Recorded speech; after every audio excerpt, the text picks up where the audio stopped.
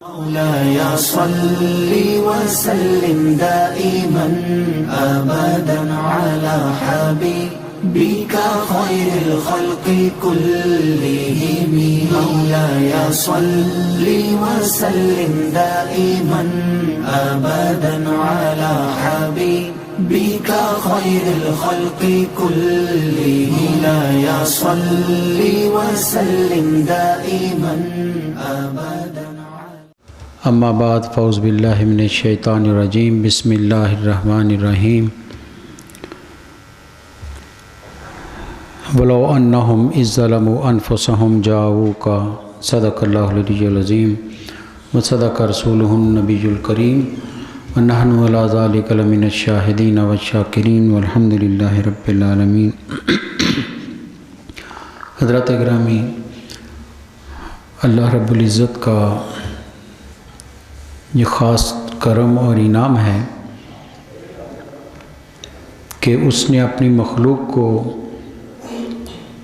بخشنے کے اور معاف کرنے کے مختلف طریقے دکھائے بھی ہیں اور بتائے بھی ہیں. جنت بھی اس نے بنائی کہ انعام ملے گا تو وہاں جاؤ گے. دوزخ بھی اسی کی پیدا کردہ ہے کہ غلط کام کرو گے تو یہ سزا ملے گی.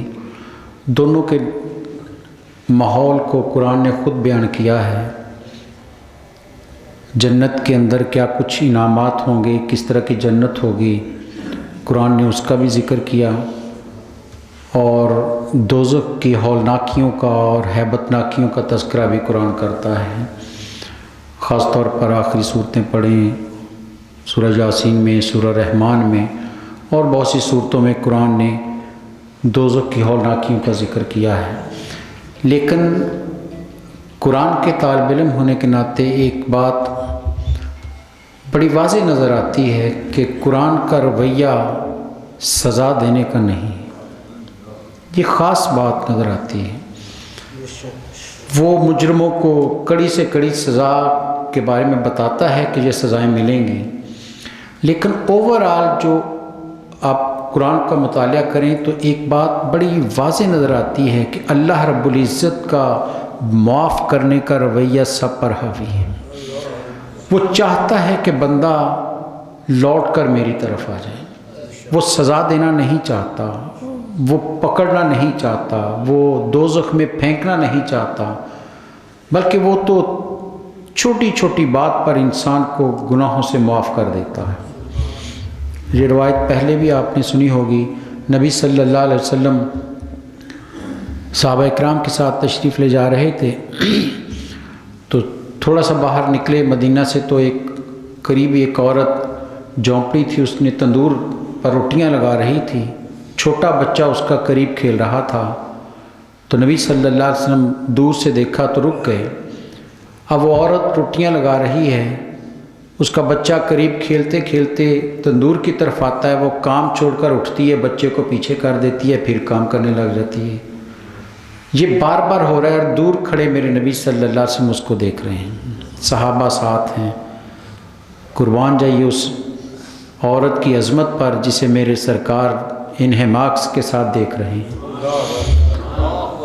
کتنی خوش قسمت تھی وہ عورت، صحرا نشین عورت، جس کا نام بھی شاید تاریخ میں نہیں ہے کہ کیا نام تھا اس کا، لیکن کائنات کا محبوب وجود اس کو دیکھ رہا ہے.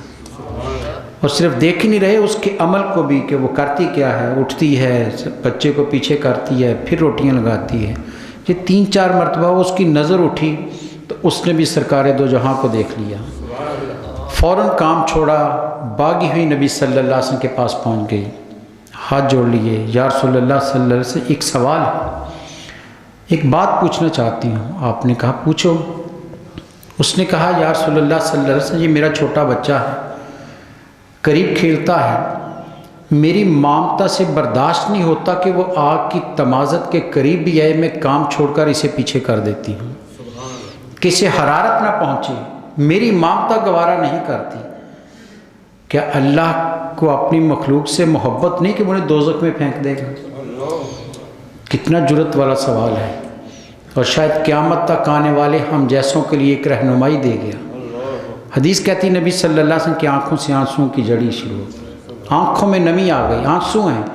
فرمایا سنو، خدا کی ذات کی قسم، میرا مولا 70 ماؤں سے بھی زیادہ مہربان اور رحمت کرنے والا ہے۔ یہ تو انسان ہے جو ہاتھ چھڑا چھڑا کر ادھر جاتا ہے، وہ تو سزا نہیں دینا چاہتا، وہ سزا نہیں دینا چاہتا، وہ تو معاف کرنا چاہتا ہے۔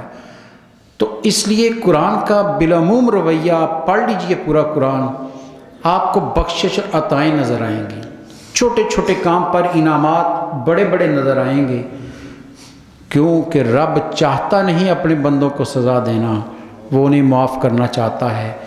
اب گناہ گار انسان گناہ کرتا ہے، خطائیں کرتا ہے، اپنے دامن کو آلودہ کر لیتا ہے، لیکن قربان جائیں رب العزت کی عطاؤں کے۔ اب گناہ کس کا کیا؟ خدا کی نافرمانی کی، بغاوت کی، نماز چھوڑی، روزہ چھوڑا، حقوق چھوڑے، ماں باپ کی عزت چھوڑی، یہ ساری اللہ کی نافرمانیاں ہیں۔ لیکن وہ رب کہتا ہے کہ تم ظلم کر بیٹھو، وَلَوْ أَنَّهُمْ إِذْ ظَلَمُوا أَنفُسَهُمْ، اپنے وجود پر تم ظلم کر بیٹھو۔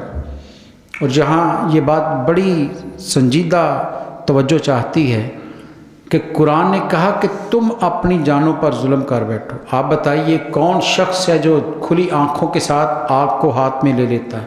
چاہتا ہے کوئی بھی نہیں لے گا۔ کون سا ایسا کاروباری ہے کہ جو ایک نقصان والے کاروبار میں اپنا سرمایہ لگا دے؟ سب کو پتہ ہے یہ ڈوبا ہوا ہے، کبھی نہیں لگائے گا۔ موسم کے حساب سے اپنے آپ کو بچانے کی کوشش کرتا ہے کہ میرا وجود بچ جائے، سردی ہو یا گرمی، امیر ہو یا غریب، ہر لحاظ سے اپنے آپ کا دفاع کرتا ہے کہ میں بچ جاؤں، میرے جسم بچ جائے، میری جان بچ جائے۔ ہر شخص یہ کوشش کرتا ہے، وہ غریب سے غریب ہو یا امیر سے امیر، کوئی نہیں چاہتا کہ مجھے نقصان پہنچے، کوئی نہیں چاہتا کہ میرے انسان تو ہلکی سی خراش بھی برداشت نہیں کرتا۔ انسان تو اتنا انا پرست ہے کہ وہ کسی کا اونچا لہجہ برداشت نہیں کرتا، لڑ پڑتا ہے کہ میرے ساتھ ایسے بات کرتے ہیں، کبھی نہیں کوئی پسند کرتا۔ لیکن قرآن نے یہاں عجیب بات کی، قرآن کہتا ہے اگر تم اپنی جانوں پر ظلم کر بیٹھو۔ کیا ظلم کیے ہیں؟ ظلم تو یہ ہے جو دوسرے کو مارا جاتا ہے، دوسرے کا مال چھینا، دوسرے کے ساتھ زیادتی، دوسرے کے ساتھ انسان کے جو سخت رویے ہیں، ظلم تو وہ ہے۔ لیکن یہاں قرآن کہتا ہے اپنی جانوں پر ظلم کر بیٹھو۔ اس سے ثابت ہوا کہ جو بھی ہم عمل کرتے ہیں، بد اعمال کرتے ہیں، گناہ کرتے ہیں، دراصل وہ کسی کے ساتھ نہیں، اپنی جان کے ساتھ ظلم کر رہے ہیں۔ اس کا نتیجہ جو نکلے گا وہ بڑا بھیانک ہے، وہ بڑا خوفناک ہے۔ انسان کے گناہوں سے کدھر لے جا رہے ہیں ہمیں خبر نہیں ہے، لیکن اس کا انجام برا ہے۔ اس لیے قرآن نے کہا تم اپنی جان سے ظلم کر رہے ہیں۔ تم نے نماز چھوڑی ہے تو گھر بیٹھے ہو گرم بستر میں، تو اس لیے کہ میں آرام سے بیٹھ گیا ہوں، فرمایا یہ آرام تمہارے لیے کتنا خطرے کا باعث بنے گا یہ تمہیں کل قیامت میں پتہ چلے گا۔ پھر تم چیخو گے کہ میں نے اپنے ساتھ کیا کر لیا ہے، پھر تڑپو گے کہ میرے ساتھ کیا ہو گیا ہے، میں نے کتنے اپنے ہاتھوں سے اپنے ساتھ زیادتیاں کی ہیں۔ تو جتنے بھی گناہ انسان کرتا ہے قرآن کی نظر میں وہ سارے انسان کے اپنے ساتھ زیادتیاں ہیں، اپنے ساتھ ظلم ہے۔ ہم کہتے ہیں کہ ظلم نہ کرو، بڑا اس پر آوازیں اٹھتی ہیں کہ لوگوں کے ساتھ زیادتی نہ کرو، ظلم نہ کرو، لیکن کبھی کسی نے سوچا کہ انسان خود اپنے ساتھ کتنے ظلم کر رہا ہے؟ ہماری نظر کتنے ظلم کما کر لاتی ہے، ہمارے ہاتھ کتنے ظلم کر کے آتے ہیں، ہماری سماعتیں کتنی ظلم کی وادی سے ہو کر آتے ہیں، ہمارے قدم کتنے ظلم کی راستے سے ہو کر آتے ہیں۔ اگر انسان اس پر غور کرنا شروع کر دے تو انسان کبھی گناہ نہ کرے، کبھی بھی گناہ کرے۔ نبی صلی اللہ علیہ وسلم کی حدیث مبارکہ ہے، آپ نے ارشاد فرمایا جب بھی کوئی مسلمان، اور حدیث میں ایمان والے کا ذکر ہے، ایمان والا، فرمایا جب بھی کوئی چور چوری کرتا ہے تو فرمایا اس وقت وہ مومن نہیں ہوتا۔ فرمایا جب بھی کوئی زنا کرنے والا زنا کرتا ہے اس وقت وہ مومن نہیں ہوتا۔ جب بھی کوئی ڈاکہ ڈالنے والا جب ڈاکہ ڈالتا ہے اس وقت وہ مومن نہیں ہوتا۔ فرمایا جب بھی کوئی شراب پینے والا شراب پیتا ہے فرمایا وہ مومن نہیں ہوتا۔ کیوں؟ ارے ایمان ہو تو یہ جرم ہوتے نہیں، اگر اندر ایمان کی روشنی ہو تو پھر یہ جرم نہیں ہوتے، یہ ہوتے ہی تب ہے جب خدا بھول جاتا ہے۔ گناہ تو کماتا ہے انسان اس وقت ہے جب ایمان اندر سے نکل جاتا ہے۔ اور سوچئے اگر اس لمحے انسان کا آخری لمحہ آ جائے تو اس کا انجام کیا ہوگا؟ یہ اگر سوچ انسان میں آ جائے، قرآن یہی دے رہا ہے کہ اپنے آپ کو درست کرو۔ اگر ظلم کر بھی لیے ہیں، زیادتیاں ہو گئی ہیں، لوگ تمہیں گناہگار کہہ رہے ہیں، لوگ تمہیں کہہ رہے ہیں کہ یہ تو شخص دوزخ کا مستحق ہے، اس میں تو کوئی نیکی کا ایک بھی ذرہ بھی موجود نہیں ہے، سر تپا گناہگار ہے، مایوس کر رہے ہیں، تو قرآن نے مایوس نہیں کیا۔ قرآن کہتا ہے تم سر سے پاک گناہوں سے لتھڑے ہوئے ہو، تم نے بڑے ظلم کر لیے، بڑی زیادتیاں کر لی ہیں، تو ابھی بھی در رحمت بند نہیں ہوا ہے۔ ایک طریقہ ہے، ایک راستہ ہے، اگر اس راستے کو اختیار کر لو گے تو سر کے بالوں سے لے کر پاؤں تک تم کتنے بھی گناہگار کیوں نہ ہو، ہم سارے گناہ معاف کر دیں۔ شرط ایک ہے، وہ طریقہ اپنا کر آ جاؤ تو تمہارے گناہ نہیں رہیں گے۔ کیا طریقہ قرآن نے بتایا ہے؟ قرآن کہتا ہے وَلَوْ أَنَّهُمْ إِذْ ظَلَمُوا أَنفُسَهُمْ، اگر تم اپنی جانوں پر ظلم کر بیٹھو، گناہ ہو گیا ہے، زیادتی ہو گئی ہے، رب کی نافرمانی ہو گئی ہے، احساس پیدا ہو گیا ہے کہ مجھ سے کوئی غلطی ہو گئی ہے، جتنے مرضی خدا کے سامنے استغفار کرو، قرآن کہتا ہے نہیں، معافی نہیں ملے گی۔ معافی ملنے کا ایک ہی ذریعہ ہے، جاؤ کا، اے حبیب آپ کے در اقدس پر آ جائیں، آپ کے پاس چل کر آ جائیں، جاؤ کا، آپ کے پاس آئیں، پہنچیں آپ کے دروازے پر، آپ کی چوکھٹ پر حاضر ہو جائیں، مجرمانہ حاضر ہو جائیں، ندامت سے حاضر ہو جائیں، آپ کے دروازے پر کھڑے ہو جائیں، آپ کو پکاریں۔ لیکن بات یہیں پر ختم نہیں، اب نبی صلی اللہ علیہ وسلم کے دروازے پر پہنچ گئے، آپ کے در اقدس پر پہنچ گیا، انسان کیا کرے؟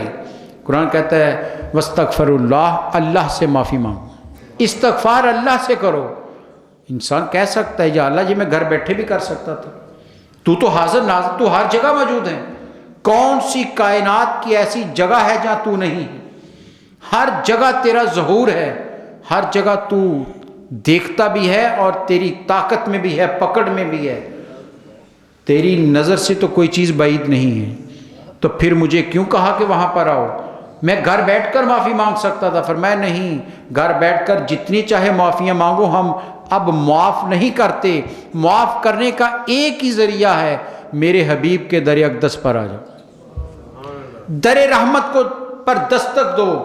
اب کائنات میں رحمتیں کہیں اور سے نہیں، میرے نبی کے دروازے سے ملتی ہیں، اب بخششیں کہیں اور سے نہیں، میرے نبی کے چوکھٹ سے ملتی ہیں۔ تم گناہگار ہو، آؤ میرے نبی کے دروازے پر، استغفار کرو اللہ سے، فاستغفر لهم الرسول، شرط ایک رکھی ہے، ارے تم اللہ سے معافیاں مانگتے بھی چلے جاؤ، تم استغفار کی تسبیحات کرتے بھی چلے جاؤ، ہمیں تمہاری اس استغفار سے کوئی نسبت نہیں، کوئی رغبت نہیں ہے، ہاں ہم تو اپنے نبی کے لمحہ مبارک کو دیکھ رہے ہیں، ہم تو آپ اپنے نبی کے، اپنے حبیب کے ہونٹوں کو دیکھ رہے ہیں، کب واہ ہوتے ہیں، کب وہ کھلتے ہیں، وہ نورانی ہونٹ جب کھل جائیں گے اور کہیں گے مولا یہ میرا ہے تو لوجد اللہ توابا رحیمہ، پھر یقین کر لینا، تاکید کے ساتھ قرآن کہہ رہا ہے، زور دے کر کہہ رہا ہے، پھر ایسی بات نہیں ہے، یقین کر لو رب توبہ بھی قبول کرنے والا ہے اور معاف بھی کرنے والا ہے۔ اب معافی کا راستہ کوئی اور نہیں ہے، ارے دامن مصطفیٰ کو تھام کر رب کی رحمت کو پکارو گے تو رب کی رحمتیں جم کر اتریں گی، پھر بخشش یوں اترتی ہے کہ انسان اس کا تصور بھی نہیں کر سکتا۔ حضرت ابو لبانہ کہتے ہیں کہ یہ جب غزوہ تبوک ہوا نا تو یہ پیچھے رہ گئے، تو ان پر نبی صلی اللہ علیہ وسلم ناراض ہو گئے، تو انہیں احساس ہوا، تو یہ انہوں نے اپنے آپ کو مسجد نبوی میں ایک ستون سے باندھ لیا، رونا شروع کر دیا، یا اللہ معاف کر دے، یا اللہ معاف کر دے۔ نبی صلی اللہ علیہ وسلم ان کو دیکھتے گزر جاتے، اللہ سے استغفار کر رہے ہیں، 4-5 دن گزر گئے، ایک دن نبی صلی اللہ علیہ وسلم سے فرمایا اگر یہ میرے پاس آ جاتا تو میں اسی وقت اس کی بخشش کروا دیتا۔ اب جس نے اللہ سے براہ راست مانگا ہے اب انتظار کرے۔ اور قرآن کہتے ہیں 7 دن تک وہاں انہوں نے اپنے آپ کو باندھے رکھا، استغفار کرتے رہے۔ 7ویں دن قرآن کی آیت آئی کہ یا اللہ نے کہا کہ ہم نے ان کی استغفار کو قبول کیا، معاف کر دیتے ہیں۔ اب صحابہ نے آ کر بتایا کہ حکم آ گیا ہے معافی کا، تو اب ان کا ایمان ہے۔ اب وہ کہتے ہیں میں اپنے آپ کو نہیں کھولوں گا خود جب تک میرے رسول میری زنجیریں نہیں کھولتے، جب تک میرے آقا آ کر میری اس رسی کو نہیں کھولتے میں اپنے آپ کو آزاد نہیں کرواؤں گا۔ میرے نبی صلی اللہ علیہ وسلم دریا اقدس سے نکلے، ان کی رسیوں کو کھولا اور انہیں نوید دی کہ اللہ نے تجھے معاف کر دیا ہے۔ حضرات گرامی، قرآن کہتا ہے کہ جتنے بھی چاہے تم اللہ سے توبہ مانگو، ارے توبہ قبول نہیں کرے گا، اب فقط تب کرے گا جب دامن مصطفیٰ تمہارے ہاتھوں میں ہو، جب التجا میرے نبی کے وسیلے سے کرو گے، جب واسطہ میرے نبی کا دو گے تو پھر رب کو توبہ قبول کرنے والا بھی پاؤ گے اور رحم کرنے والا بھی پاؤ گے۔ کتنی شان ہے، کتنی عظمتیں ہیں میرے نبی صلی اللہ علیہ وسلم۔ ارے یہ تو وہ دروازہ ہے جہاں اپنے بیگانوں کو بھی نوازا گیا، یہاں تو بیگانوں، ظالم سے ظالم بھی یہاں پر آیا، انتہائی ظلم کرنے والے بھی۔ وحشی سے زیادہ ظلم کون کر سکتا ہے؟ جس نے سیدنا امیر حمزہ رضی اللہ عنہ کو، جو نبی صلی اللہ علیہ وسلم کے سب سے زیادہ پیارے چچا ہیں، 2 شریک بھائی بھی ہیں، شہید ہی نہیں کیا وہ غزوہ احد میں، ان کے جسم کا مسئلہ بھی کیا، اعضاء کاٹے، اتنا ظلم کیا کہ نبی صلی اللہ علیہ وسلم جب حضرت امیر حمزہ رضی اللہ عنہ کی آپ کی لاش کو دیکھا تو حدیث کہتی ہے آپ کی آنکھوں میں آنسو آ گئے، آپ کی آنکھوں میں آنسو آ گئے۔ مدینہ میں پہنچے واپس، 70 مسلمان شہید ہو چکے تھے، چھوٹی سی بستی ہے، ہر دوسرے گھر میں کوئی نہ کوئی شہید ہے، کسی کا باپ، کسی کا بیٹا، کسی کا شوہر، ہر گھر سے رونے کی آواز آ رہی ہے۔ نبی صلی اللہ علیہ وسلم نے پہلی مرتبہ اور آخری مرتبہ، تاریخ کہتی ہے، جملہ بولا، فرمایا سبھی اپنوں کو رو رہے ہیں، میرے چچا کا کوئی یاد نہیں کر رہا۔ سوچئے کتنی محبت ہوگی، کتنی الفت ہوگی نبی صلی اللہ علیہ وسلم۔ ان کو شہید کرنے والا وہ وحشی سامنے آ گیا، آپ جلوہ گر تھے، سامنے آ گیا۔ صحابہ اکرام کہتے ہیں ہم نے دیکھا تو ہم پریشان ہو گئے کہ اب نبی صلی اللہ علیہ وسلم کا رویہ کیا ہوگا۔ کہتے ہیں ہم آپ کے چہرہ انور کو دیکھ رہے ہیں، تاثرات کو دیکھ رہے ہیں کہ اتنا ظلم کرنے والا سامنے آیا ہے، غصے کا اظہار ہوگا، چہرے پر غصہ آ جائے گا، سخت جملے کہیں گے، ہمیں حکم ہوگا پکڑ لو اس کو۔ یہی کیا جاتا ہے دنیا میں، کیا نہیں کیا جاتا آج کی دنیا میں؟ دشمن سامنے آ جائے تو کون چھوڑتا ہے؟ اور دشمن بھی ایسا جس نے انتہا کا ظلم کیا ہو، سب سے پیارے وجود کو مارا ہو، کون ہے اسے چھوڑنے والا؟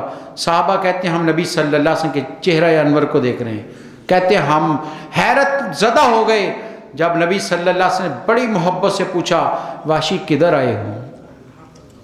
اس سے پوچھا کدھر آئے؟ اس نے کہا یا رسول اللہ صلی اللہ علیہ وسلم آپ کے دامن میں پناہ لینے آیا ہوں، اسلام قبول کرنا چاہتا ہوں۔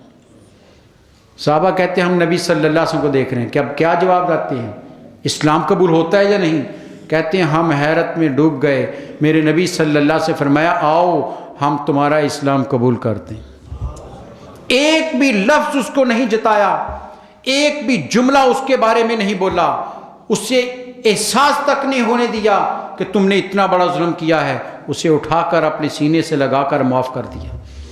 یہ ہے نبی کا در، جس کے بارے میں قرآن کہتا ہے لوگوں خطائیں کر چکے ہو، گناہ کر چکے ہو، معافی نہیں ملے گی جب تک میرے نبی کے دروازے پر نہیں آتے۔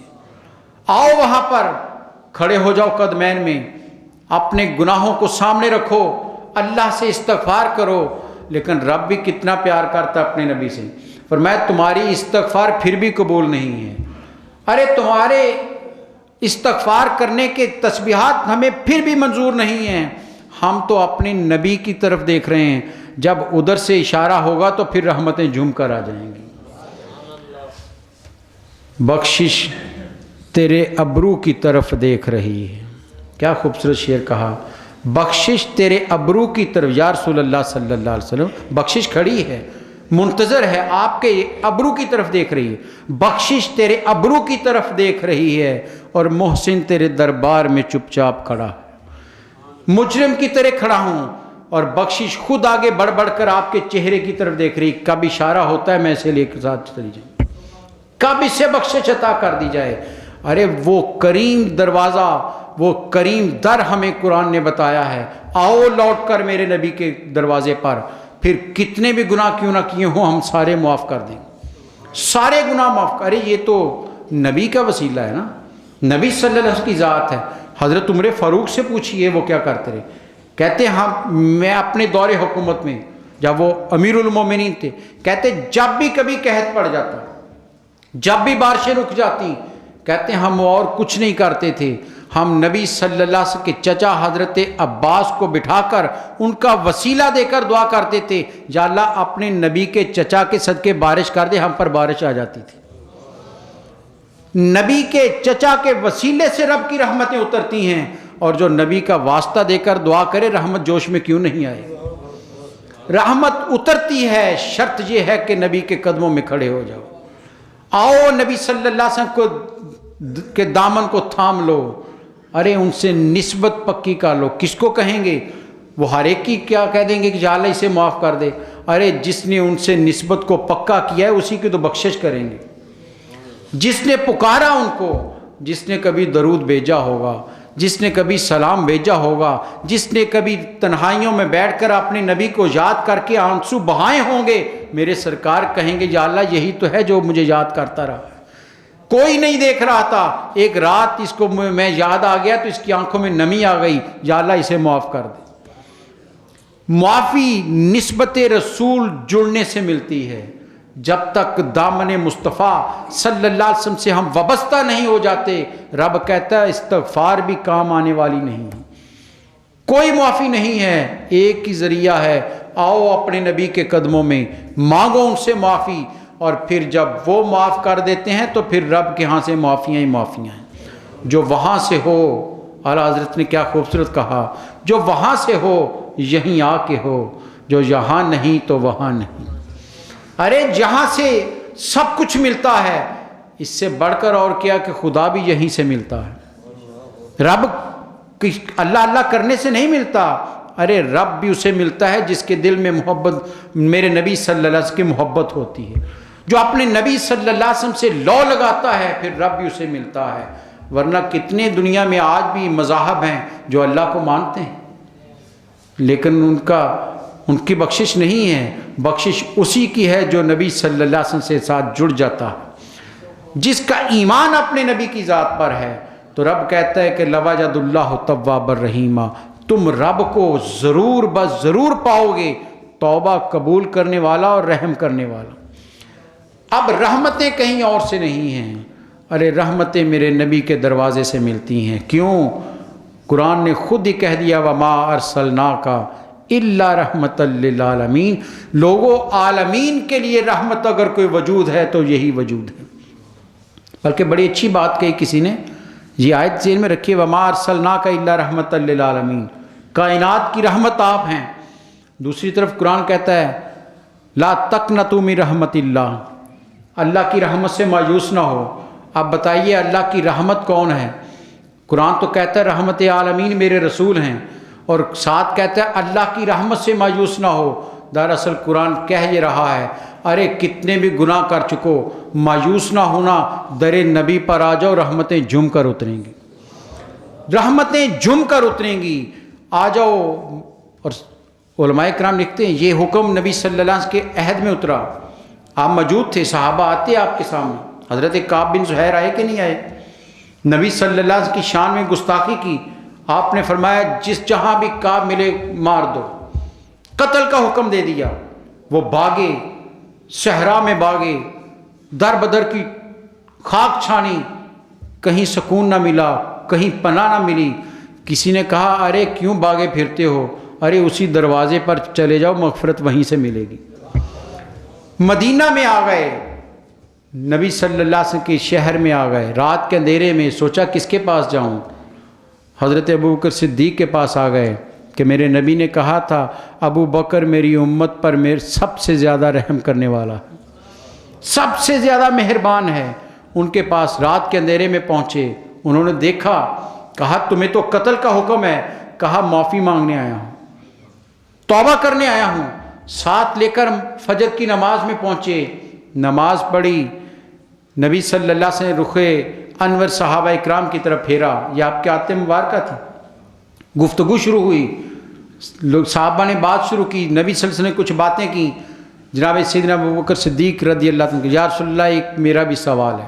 صحابہ حیران کہ یہ تو کبھی بولتے نہیں، سوال نہیں کرتے، آج کیا سوال ابوبکر کی زبان پر آ گیا؟ کہا پوچھا ابوبکر کیا سوال ہے؟ کہا یا رسول اللہ اگر کوئی گناہ گار معافی مانگنا چاہے تو کیا معافی مل سکتی ہے؟ فرمایا مل جائے گی۔ کہا یا رسول اللہ بہت ہی گناہ گار کیوں نہ ہو؟ فرمایا مل جائے گی۔ پھر زور دیا ابوبکر صدیق، یا رسول اللہ بہت ہی بڑا گناہ کیا ہو؟ میرے نبی جو کائنات کے ذرے ذرے سے باخبر ہیں مسکرائے، کہا ابو بکر کتنا بھی بڑا ظلم کرنے والا کیوں نہ ہو، ارے اس دروازے پر جو آ جاتا ہے ہم معاف کر دیتے ہیں، خواہ کعب بن زہیر ہی کیوں نہ ہو۔ حضرت کعب نے چہرے سے چادر کو اٹھایا، میرے نبی کے قدموں میں گر گئے کہ یا رسول اللہ معافی کا خاص کار ہوں، معافی مانگنے آیا ہوں۔ اور میرے نبی نے سینے سے لگایا کہ نہیں لگایا؟ معافی کہیں اور سے نہیں، در مصطفیٰ سے ملے گی۔ کیا خوبصورت شاعر نے کہا تھا، تم نہیں جانتے شاید میرے آقا کا مزاج، تم نہیں جانتے شاید میرے آقا کا مزاج، ارے ان کے قدموں سے لپٹ جاؤ سزا سے پہلے، ارے ان کے دامن سے وابستہ ہو جاؤ، رب کی آئی ہوئی سزائیں معطل ہو جاتی ہیں، مؤخر ہو جاتی ہیں، ساری معاف ہو جاتی ہیں۔ شرط یہ ہے، ارے وہ تو اپنے حبیب کے چہرے کی طرف دیکھتا رہتا ہے، جو ان کے قریب آتا جاتا ہے اس پر بھی رحمتیں کرتا جاتا ہے۔ ایک ہی وجود ہے دنیا میں جہاں رحمتیں اتر رہی ہیں، اور وہ وجود کون سا ہے؟ وہ مدینہ میں میرے نبی کی ذات ہے۔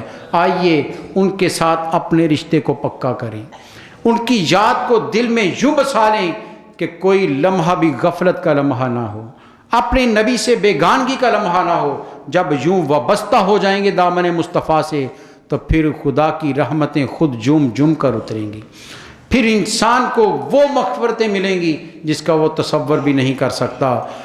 قرآن مجید نے نسخہ کیمیا ہمیں دے دیا ہے، ایک راستہ ہمیں دے دیا ہے، ایک اصول ہمیں دے دیا ہے۔